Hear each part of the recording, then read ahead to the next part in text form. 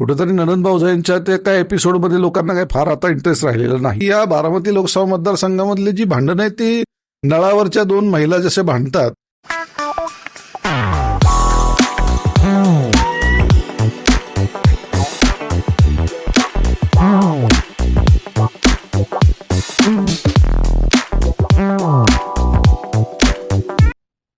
बारामती लोकसभा मतदारसंघातून महेश अण्णा भागवत यांना उमेदवारी देण्यात आलेली आहे ओबीसी बहुजन पक्षातर्फे.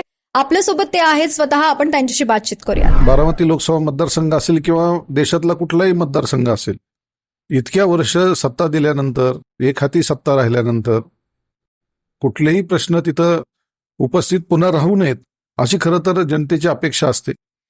परंतु बारामती लोकसभा मतदारसंघाचा म्हणजे बडा घर पोकळ वासा अशी थोडीशी परिस्थिती आपल्याला त्या ठिकाणी बघायला मिळते. म्हणजे बारामती शहरातली काही ठराविक भाग सोडला तर बारामती तालुक्यातच अनेक भागांमध्ये म्हणजे जवळजवळ 70 गावांमध्ये आज टँकरचं पाणी त्या ठिकाणी जातं. पुरंदर तालुका असेल, पुरंदर तालुक्यातल्याही जवळजवळ 60-70 गावांना त्या ठिकाणी टँकरने पाणी पुरवठा होतो. तीच परिस्थिती दौंड तालुक्याची आहे. दौंड तालुक्यामध्ये सुद्धा आता 20-25 गावांमध्ये टँकर त्या ठिकाणी सुरू आहेत. म्हणजे पिण्याचा पाण्याचा प्रश्न आहे, शेतीचा प्रश्न तर फार लांबच राहिला. खरं तर या देशामधला सर्वात जास्त प्रभावशाली जे कुटुंब म्हणून समजलं जातं आणि अनेक वेळा त्यांच्याविषयी बोलताना खूप मोठ्या मोठ्या गप्पा ह्या मारल्या जातात. परंतु बारामती लोकसभा मतदारसंघामध्ये शहर नियोजन म्हणजे हा एक तर भाग पुण्याचा उपनगराचा भाग आहे. शहर नियोजनाच्या बाबतीमध्ये लक्ष नाही, पिण्याच्या पाण्याच्या बाबतीमध्ये लक्ष नाही, शहर नियोजनामध्ये लक्ष नाही, नगरपालिका या ठिकाणी आहेत, त्याच्या कचऱ्यांची व्यवस्था नाही, प्रदूषणाचा प्रश्न खूप मोठ्या प्रमाणावर आहे, रेल्वेचे प्रश्न तसेच प्रलंबित आहेत. म्हणजे अगदी काल परवा आमचा दौंड जो भाग आहे किंवा अगदी इंदापूरमध्ये भिगवण म्हणून जो रेल्वे स्टेशन आहे त्याचा आत्ताशी कुठेतरी पुणे विभागामध्ये समावेश करण्यात आला. त्याच्यामुळं बहुधा काही दिवसांनंतर लोकल सेवा आमच्याकडे सुरू होईल. याला 35-35, 40-40 वर्ष जर एखाद्या निर्णयाला लागणार असतील तर खूप मोठ्या समस्यांना लोकांना त्या ठिकाणी तोंड द्यावं लागतं. आमच्या दौंड तालुक्याचा काही भाग आता पुणे महानगर प्राधिकरणमध्ये त्या ठिकाणी गेलेला आहे. त्या लोकांना त्या ठिकाणी त्यांच्या ज्या शेतजमिनी आहेत त्या शेतजमिनीवर नेमकं कुठल्या प्रकारचं महानगर वसणार आहे, कुठल्या प्रकारे रस्ते आहेत, कुठं रिझर्वेशन आहेत, कुठं त्या ठिकाणी कुठली व्यवस्था करणार आहेत, या बाबतीतली कुठलीही ट्रान्सपरन्सी किंवा पारदर्शकता ही त्या पुणे PMRDC मध्ये त्या ठिकाणी PMRD मध्ये दिसून येत नाही. आणि अतिशय हॅरेसमेंट ही त्या ठिकाणी त्यांची चालू आहे. आता पालकमंत्री आमच्या बारामती लोकसभा मतदारसंघातले आहेत, खासदार असं म्हणजे सो कॉल्ड ते महाराष्ट्राचे नेते आहेत, देशाचे पण नेते त्या ठिकाणी आहेत. परंतु मूलभूत ज्या विषय आहेत त्या मूलभूत विषयांच्या संदर्भामध्ये प्रचंड दुर्लक्ष केलं जातं. या भागामध्ये साखर कारखानदारी खूप मोठ्या प्रमाणावर होते. म्हणजे एकीकडे दुष्काळ आहे आणि दुसरीकडे साखर कारखानदारी आहे. म्हणजे हा विनोदी किंवा अगदी दुर्दैवी आपण विरोधाभास हा या लोकसभा मतदारसंघामध्ये बघायला मिळतो. आमच्यासारख्याची इच्छा अशी आहे की जे मूलभूत प्रश्न आहेत, भले ते ऊसाच्या संदर्भातले असतील, दुधाच्या संदर्भात असतील किंवा दुष्काळाच्या संदर्भातले असतील, याचं कुठंतरी सार्वत्रिक नियोजन हे कुठल्याही स्वरूपाचं या ठिकाणी दिसून येत नाही. आणि म्हणून या सगळ्या गोष्टींना शेवटी तुम्ही एकाच कुटुंबात जर सत्ता दिली तर मला असं वाटतं की जो आजार आहे तो दूर होत नाही, उलट तो आजार वाढत जातो. आणि तीच परिस्थिती बारामती लोकसभा मतदारसंघाची आपण जर त्या ठिकाणी फिरलात तर नक्की आपल्याला ते दिसून येईल. आणि याकडे कुठेतरी लक्ष सर्वसामान्य जनतेचं असेल किंवा संपूर्ण मतदाराचं असेल ते वेधलं जावं.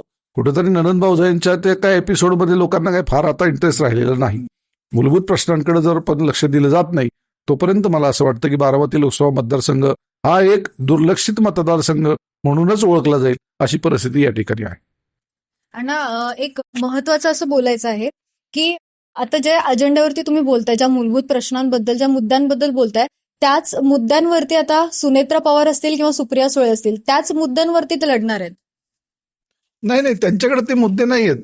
म्हणजे आपल्याला म्हणजे आश्चर्य वाटेल की या बारामती लोकसभा मतदारसंघामधली जी भांडणं आहेत ती नळावरच्या दोन महिला जसे भांडतात, एकाच कुटुंबात समजा 2 विभागणी झाली आणि त्याच 2 महिला जर नळाच्या त्या ठिकाणी पाणी भरायला आल्यानंतर ज्याची भांडाभांडी होते तशी ती परिस्थिती सुरू आहे. त्याच्यामध्ये कुठं लोकांच्या सर्वसामान्यांच्या प्रश्नांच्या संदर्भामध्ये विचारणा केली जाते किंवा त्याच्यावर प्रश्न उत्तरं होतात असं काहीच नाहीये. हे सोयीनं चाललेलं राजकारण आहे. हे खरं तर सर्वसामान्य जनतेच्या लक्षात यायला पाहिजे. की बारामती लोकसभा मतदारसंघामध्ये आता जे काही चाललंय हे एखाद्या मालिकेचा एपिसोड आहे, एवढंच माझ्यासारख्याला म्हणायचं. म्हणजे फक्त एक एंटरटेनमेंट म्हणून हो. बघितलं जाते असं तुम्हाला म्हणायचंय. एंटरटेनमेंटपेक्षाही पुढची परिस्थिती म्हणजे बारामती लोकसभा मतदारसंघामधले विरोधक एकाच दिवशी संपवायचा हा फार मोठा कार्यक्रम पवार कुटुंबियांनी आखलेला आहे. पण आता जर आपण बघितलं तर गेल्या कित्येक वर्षांपासून पवार म्हणजे बारामती, बारामती म्हणजे पवार असं जे एक समीकरण आहे ते आता बदलण्यासाठी तुम्ही तिसरे पर्याय कसे समर्थक ठरू शकता? नाही, मुळामध्ये बारामती म्हणजे पवार आणि पवार म्हणजे बारामती हे असं समीकरण बनवलं गेलं. बरं. अनेक ऍडजस्टमेंटच्या उमेदवाऱ्या घ्यायच्या, या मतदारसंघामध्ये थोडंसं सोयीचं व्हावं म्हणून कुठंतरी. आता बघा, पवार साहेबांनी माड्यामध्ये जानकर साहेबांना उमेदवारी देण्यासाठी प्रयत्न केला, अजितदादांनी त्यांना उचललं आणि थेट परभणीमधनं उमेदवारी दिली. ती कशासाठी दिली तर बारामती लोकसभा मतदारसंघामध्ये 2014 साली जानकर साहेबांनी खूप चांगल्या प्रमाणावर त्या ठिकाणी मतं घेतली होती. आता त्यांचा असा गैरसमज आहे की अशा ऍडजस्टमेंट केल्यानंतर आपल्याला कुठेतरी पोषक वातावरण निर्माण होतं. मग जी मंडळी त्यांच्यावर प्रचंड टीकेचे प्रहार आतापर्यंत करत होती, ज्यांना राजकारणामध्ये छळण्याचं प्रचंड पवित्र काम त्यांनी केलेलं आहे, जे त्यांच्या दृष्टीनं ती पवार नीती समजली जाते किंवा राजकारण करत असताना ह्या गोष्टी म्हणजे अविभाज्य भाग आहेत, अशा पद्धतीने त्यांनी केलं जातं. म्हणजे मला सांगा की संग्राम थोपटे साहेबांना त्या ठिकाणी अध्यक्षपद मिळू नये म्हणून त्यांनी जे काही राजकारण केलं त्याच्यामध्ये महाराष्ट्राची सत्ता गेली अध्यक्ष पद रिकामं ठेवल्यामुळं. आणि मग पुन्हा त्याच थोपटे साहेबांकडे तुम्ही त्यांचं पद स्पर्श करायला जाता आणि निवडणुकीमध्ये मदत मागायला जाता.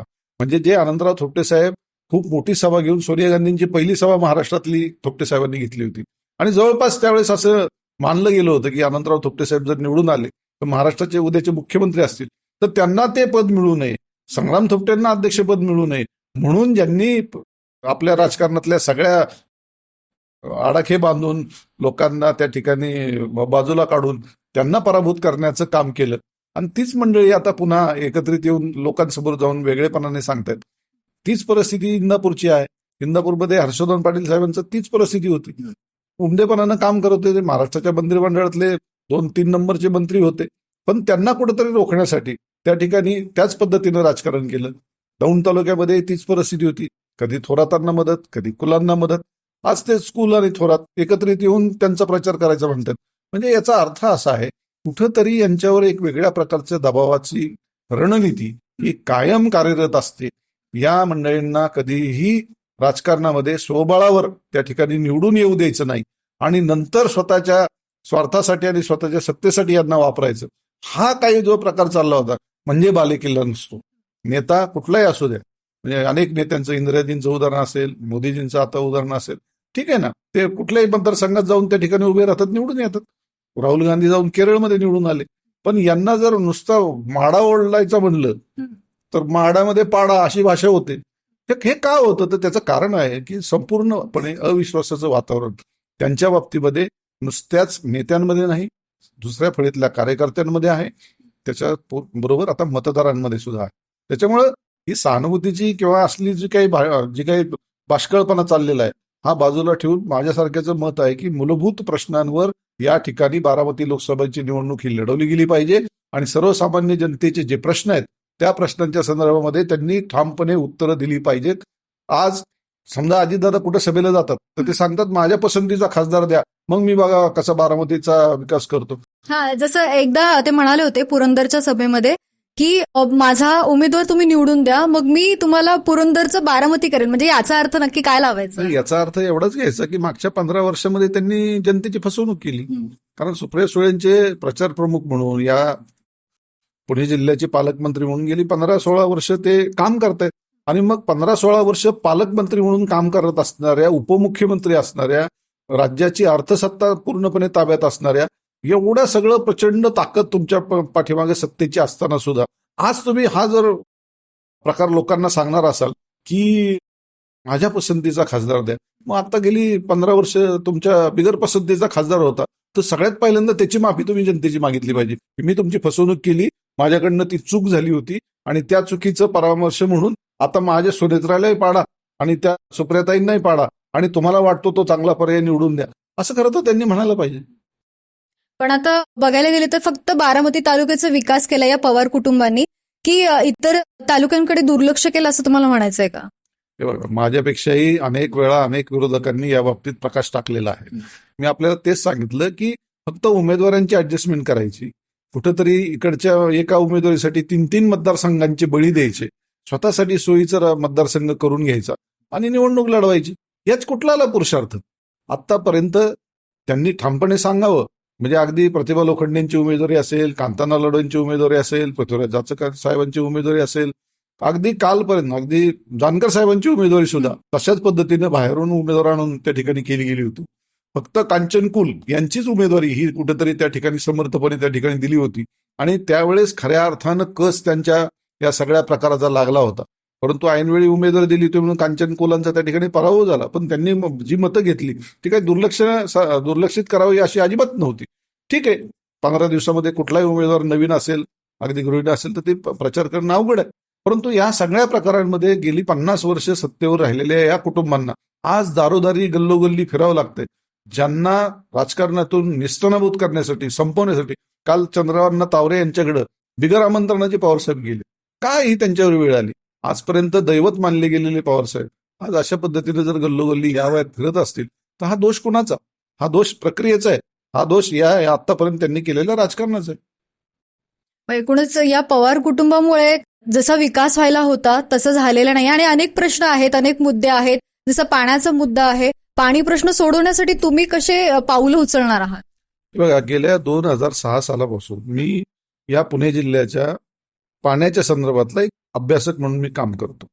बारामती लोकसभा मतदारसंघामध्ये जो दुष्काळ पडतो, म्हणजे एकीकडं चेरापुंजी सारखं आपल्याकडं जास्तीत जास्त पाऊस पडणारं ठिकाण पुणे जिल्ह्यात आहे. पुणे जिल्ह्यात 825 टीएमसी पाणी साठा होतो. पुणे जिल्ह्यामध्ये 825 टीएमसी साठा होणारं इतक्या कमी भौगोलिक क्षेत्रामधलं जगामधली फार कमी ठिकाणं आहेत, त्यातलं पुणे आहे. मग असं असताना या चार तालुक्यांमध्ये दुष्काळ का पडतो? दुष्काळ एक आपण आवर्षण प्रवर्षण हा जो काही भाग आहे हे आपण एक वेळ समजून घेऊ, परंतु त्याच्याही पलीकडे जाऊन या पाण्याचं नियोजन जर नीटपणे केलं असतं तर नक्कीच आतापर्यंत त्याच्यावर मार्ग निघाला असता. सगळ्यात चांगली सुपीक, फळबागांसाठी उत्तम आणि नैसर्गिकरित्या खूप चांगलं वातावरण, इन्फ्रास्ट्रक्चर हे या पुणे जिल्ह्यामध्ये आहे. आणि मग असं असताना एवढं 825 टीएमसी पाणी इथं साठून सुद्धा जर लोकांना टँकर उन्हाळ्यामध्ये 3-3, 4-4 महिने जर घ्यावे लागत असतील तर ही किती मोठी शोकांतिका आहे. बरं अण्णा, महिलांसाठी काय करणार आहात? कारण की एकीकडे सुनेत्रा पवार आहेत आणि एकीकडे सुप्रिया सुळे आहेत, त्यामुळे दोघीही महिला आहेत आणि तुम्ही पुरुष उमेदवार आहात, त्यामुळे महिलांसाठी तुम्ही काय असं करणार आहात? महिलांसाठी अनेक शासनाच्या योजना हा कार्यान्वित आहेत. मुळात खासदार म्हणून कधी त्याचा आढावा घेण्याची वेळ जर आली तर मला असं वाटत नाही की त्यांनी कधी जाऊन कुठल्या मतदारसंघामध्ये आढावा घेतलाय म्हणून. फक्त ज्याला आपण मुलामा देणाऱ्या विषयांच्या बाबतीमध्ये काम करायचं, फक्त पत्रकार परिषदांमध्ये किंवा फक्त त्याच्या मीडियामध्ये कशा बातम्या येतील एवढंच बघून जर त्याच्याकडे बघितलं गेलं तर मला वाटतं त्याच्यापेक्षा दुसरी दुरावस्था असू शकत नाही. शेवटी पाणी हा विषय आहे की त्याच्यावर दूध व्यवसाय अवलंबून आहे, त्याच्यावर शेती व्यवसाय अवलंबून आहे. त्या घरातली महिला तुमच्या छोट्या छोट्या या विषयांवर जर अवलंबून राहिली आणि मूळ जो तिचा गाभा आहे शेती तो जर दुर्लक्षला गेलेला असेल, काय तिला तुम्ही संरक्षण वेगळेपणाने देणार आहात? त्याच्याही पलीकडे जाऊन आमच्या रेल्वेचे जे प्रश्न आहेत, आज दौंडून पुण्याला यायला किंवा भिगवणून पुण्याला यायला 3च लोकल त्या ठिकाणी आहेत, त्यातली एक लोकल तर फक्त हडपसरपर्यंत येते. मग तिच्याकडं ती जी महिला असेल, मग वृद्ध असतील किंवा गरोदर महिला असतील, आजारी असतील, नोकरी करणारे असतील, जर ती त्या गाडीने आली तर पुण्यात यायला तिला 150-200 रुपये तिथून खर्च करावे लागतात. एखादा तास 1.5 तास जातं ह्या ट्रॅफिकमध्ये. त्यांच्याकडे दुर्लक्षच आहे ना. म्हणजे मी आपल्याला तेच सांगतो की मूलभूत जे विषय आहेत त्याच्याकडे बघितलं गेलेलं जात नाही, त्याच्याकडे लक्ष दिलं जात नाही आणि उगाच मुलामध्ये येणाऱ्या कुठल्या तरी स्कीम्स आणायच्या, कुठेतरी त्यांना भ्रमित करण्यासाठीच्या ज्या काही गोष्टी असतात त्या करायच्या आणि वेगळ्या प्रकारे राजकारण करायचं, एवढंच फक्त आतापर्यंत केलं गेलं. आता निवडणुकीमध्ये पाठिंब्याची गरज असते, तर कोणते असे घटक पक्ष आहेत जे तुम्हाला मदत मिळेल त्यांची? नाही, बघा, आता ओबीसी बहुजन समाज किंवा इतर जे वंचित घटक आहेत, अनेक समाजामध्ये त्या ठिकाणी दुर्लक्षित घटक आहेत, त्यांचा पाठिंबा आहेच. एक लक्षात घ्या, या बारामती लोकसभा मतदारसंघामध्ये आज किमान 75% लोकांची ही मागणी आहे की इथे कुठेतरी समर्थपणे तिसरा पर्याय चांगला निर्माण व्हावा आणि शेवटी पर्याय चांगला असेल तर लोक नक्कीच त्याच्या पाठीमागे उभे राहतात. अक्षरशः म्हणजे मी त्या 2 उमेदवारी आता सांगितल्या, तर त्या दोन्ही उमेदवारांच्या बाबतीमध्ये 15 दिवसातच प्रचाराचा विषय होता. जानकर साहेब फॉर्म भरले आणि प्रचाराला लागले होते. लोकांना माहीत पण नव्हतं, काही ठिकाणी ते पोचले पण नाहीत. मला तर वाटतं 20-25 ठिकाणी ते गेले असतील. त्याच दुसरी उमेदवारी 2019ची कांचन कोलांची होती. त्याही फार काय फिरू शकल्या नाहीत. त्यांची उमेदवारी लोकांपर्यंत पोहोचू शकली नाही. पण एवढं असून सुद्धा लोकांनी भरभरून विरोध केला. त्याचं कारण असं आहे की एका समर्थ पर्यायाची जर इथं निवड करायची वेळ आली, तर चांगला पर्याय असेल तर नक्की लोक त्या ठिकाणी त्याच्या पाठीमागे उभे राहणार आहेत. किती दडपशाही असू द्या, जुलमशाही असू द्या, हुकुमशाही असू द्या, ती सगळी झुगारण्याची तयारी लोकांनी केलेली आहे. शेवटी या बहुजन वंचिताचे जे 16 लाख मतदार या बारामती लोकसभा मतदारसंघामध्ये आहेत, ते पूर्णपणे आज गेल्या 7-8 महिन्यामध्ये जे काही राजकारण या आरक्षणाच्या बाबतीमध्ये महाराष्ट्रामध्ये झालं, त्याच्यामुळे प्रचंड भयभीत आहेत. त्यांना खूप असुरक्षित वाटत आहे आणि ते सध्या शांतपणे या सगळ्या गोष्टींकडे बघत आहेत. परंतु मूक आहेत असं समजू नका. उद्या बटन दाबायची ज्यावेळेस पाळी येईल, त्यावेळेस 100% बहुजन वंचिताचा घटक म्हणून या बारामती लोकसभा मतदारसंघामध्ये भले विकासापासून वंचित राहिलेला घटक असेल किंवा सामाजिक दृष्ट्या वंचित राहिलेला घटक असेल, हा नक्की माझं बटन देते त्या ठिकाणी दाबल्याशिवाय राहणार नाही. निश्चितच तुमची ताकद किती आहे या मतदारसंघामध्ये आणि तुमचा विजय निश्चित आहे का? माझे वडील 1971 साली वयाच्या 21व्या वर्षी सभापती झाले होते तालुका पंचायत समितीचे. त्याच्यानंतर वयाच्या 22व्या वर्षी पुणे जिल्हा मध्यवर्ती बँकेचे संचालक झाले होते आणि वयाच्या 28व्या वर्षी जिल्हा बँकेचे अध्यक्ष झाले होते. त्याच्यानंतर दुर्दैवाने वयाच्या 42व्या वर्षी त्यांचं निधन झालं. मी 15 वर्षाचा होतो. नंतर एक 5-6 वर्ष कौटुंबिक अडचणीमुळे म्हणा किंवा जबाबदारीमुळे म्हणा आमचं कुटुंब राजकारणापासून थोडंसं लांब गेलं. पण पुन्हा 1989 साली मी ग्रामपंचायत सदस्य झालो आणि त्याच्यानंतर भीमा सहकारी साखर कारखान्याचा संचालक झालो.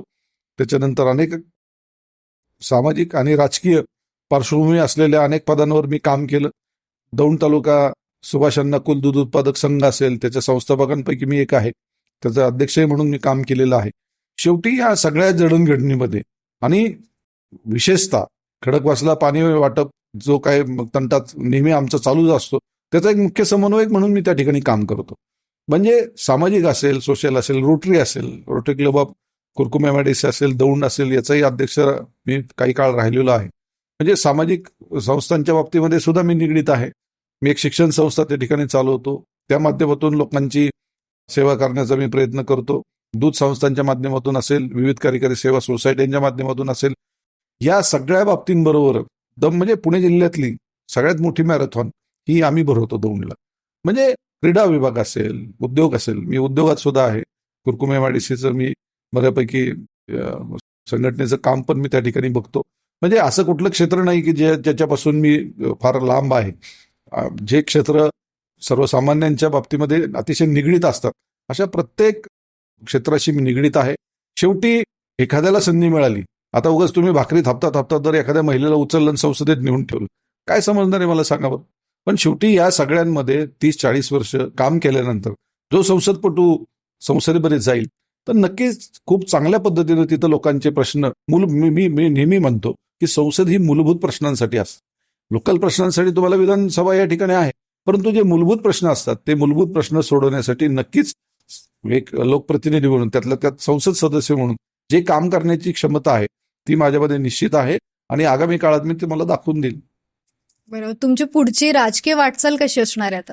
आता आम्ही हे बघा, आता मी तुम्हाला सांगितलं की 16 लाख लोक जे आतापर्यंत गेल्या 70 वर्षामध्ये त्यांना साधं उमेदवाऱ्या पण दिल्या नाहीत, भले निवडून येणं तर लांबच राहिलं, अशा सगळ्या वंचित घटकांचा प्रतिनिधी म्हणून मी उद्याची निवडणूक लढतो.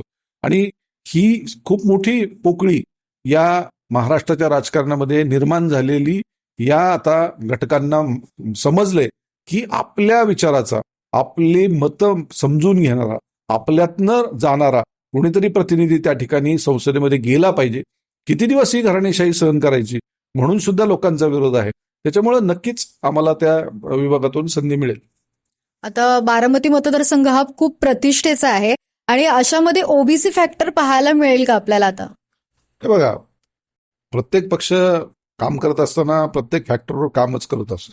भारतीय जनता पक्षाने आतापर्यंत हिंदुत्वाचं कार्ड त्या ठिकाणी वापरलं होतं. हे जे स्वतःला पुरोगामी सो कॉल्ड म्हणणारी जी काही मंडळी आहेत, काल परवापर्यंत फुले शाहू आंबेडकर याचा जयघोष ही मंडळी करत होती.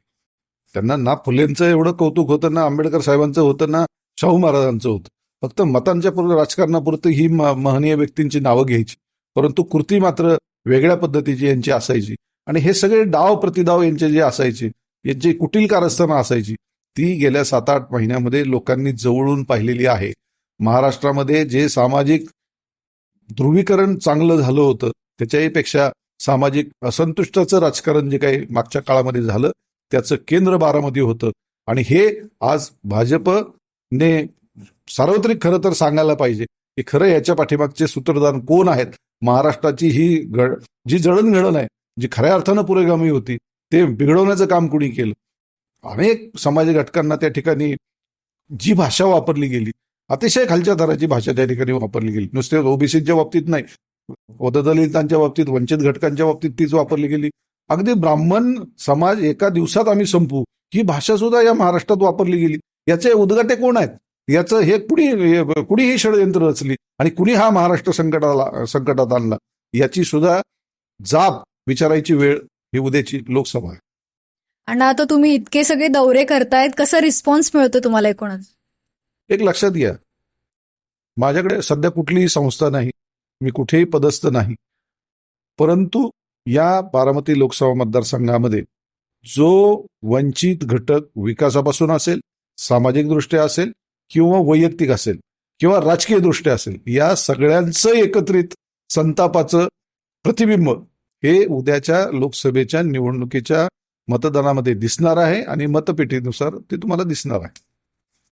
प्रकाश शेंडके यांनी अकोल्यातून वंचित बहुजन आघाडीला पाठिंबा दर्शवलाय, तर यावरती तुम्हाला काय म्हणायचंय?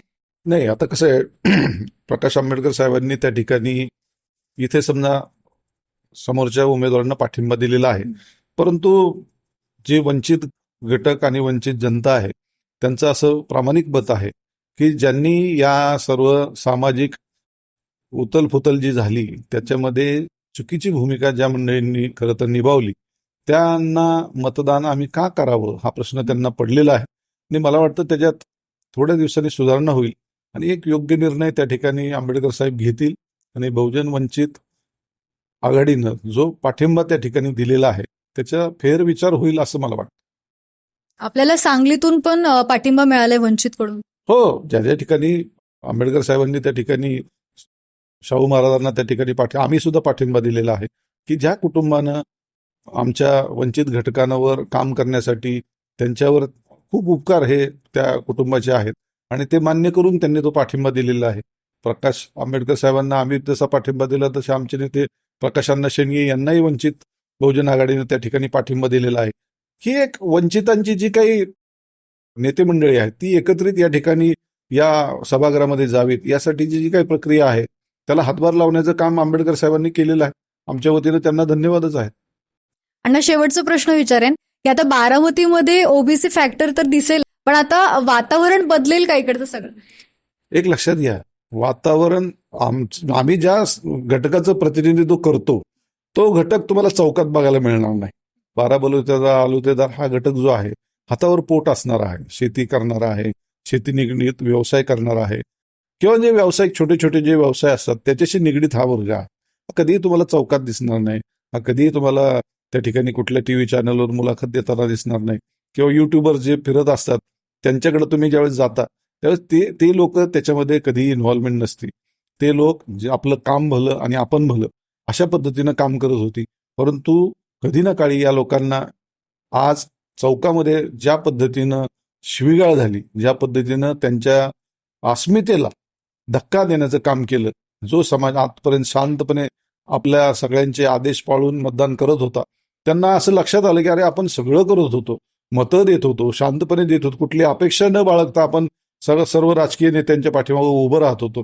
तीच नेते मंडळी ज्यावेळेस आमच्यावर अन्याय होण्याची पाळी आली त्यावेळेस तोंडाला कुलूप लावून बसली, हे त्यांनी बघितलेलं आहे. त्यामुळे तो शांतपणे या गोष्टीचा विचार करतच होता. त्याच्या संतापाला वाढ करून देण्यासाठी तो काही वेगळा हत्यार वापरू शकत नव्हता. लोकशाहीनं त्यांच्या हातामध्ये जे हत्यार दिले त्याचा नक्की ते वापर करणार आहेत आणि उद्याचा निर्णय हा या वंचित घटकांच्याच बाजूने लागेल हे मी आपल्याला खात्रीने सांगतो. तर तुम्हाला पुढील वाटचालीसाठी शुभेच्छा आणि न्यूज आणि बरंच काहीशी तुम्ही बातचीत केली त्याबद्दल धन्यवाद. तर हे होते महेश अण्णा भागवत यांनी असा विश्वास दर्शवलाय की त्यांचाच विजय होणार आहे. त्यामुळे आता येत्या काळातच ठरेल की नेमकं काय होणार आहे ते. बाकी तुम्हाला महेश अण्णा भागवत यांची स्फोटक मुलाखत कशी वाटली आम्हाला कमेंट बॉक्समध्ये नक्की कळवा. व्हिडिओला लाईक करा, शेअर करा आणि जर तुम्ही चॅनलवर नवीन असाल तर चॅनलला सबस्क्राईब करायला विसरू नका. धन्यवाद.